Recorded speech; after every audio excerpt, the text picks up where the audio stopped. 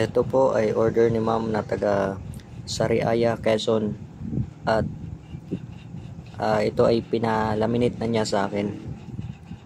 Ito ang ito ang mga nilagay ko sa kwintas. So, meron siya mga sulat na mga banal na mga pangalan na makakatulong sa kanya. So dadalhin niya ito palagi, isusuot lang palagi. Mga dinasalan ko na ito, makakatulong ito sa kanya. Protection for bad luck and misfortune, protection din sa lahat ng klaseng evils at witchcraft, sa lahat ng klaseng mga masamang mahika. At iingatan lang niya ito palagi, dadalhin lang palagi, susuot lang palagi. Pwede lang ito dalhin kahit saan man magpunta. So pinagawa na ito ni ma'am na kwintas sa akin, at ako na rin ang nagpalaminate nito.